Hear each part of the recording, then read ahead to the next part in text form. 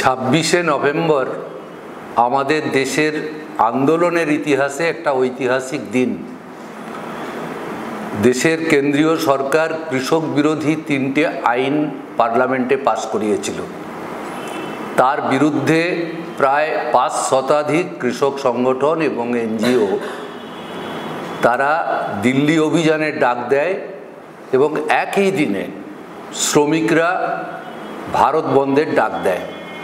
শ্রমিক কৃষক ঐক্যবদ্ধভাবে এই আন্দোলনটা চালিয়েছে। কৃষকদের আন্দোলনের পাশে 1 বৎসরের অধিক সময় শ্রমিকরাও তাদের সংগতিমূলক কর্মসূচি নিয়েছে।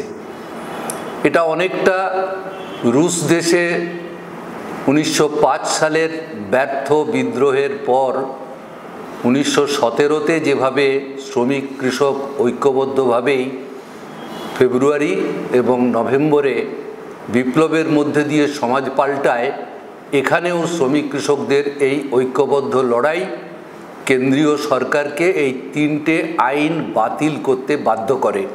সেই অর্থেই এই দিনটা ঐতিহাসিক।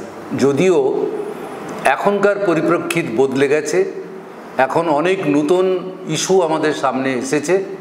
সেই ইস্যুকে নিয়েই মূল্যবৃদ্ধি, কাজের প্রশ্ন, রেগা কেন চালু হবে না, আবাস থেকে কেন মানুষরা বঞ্চিত হবে, কেন কৃষি উপকরণের দাম আকাশচুম্বী, কেন এখনও কৃষকরা সহায়ক মূল্য পাচ্ছেন না, কেন শ্রমকোড বাতিল করা যাচ্ছে না, এরকম অসংখ্য প্রশ্ন আমাদের সামনে।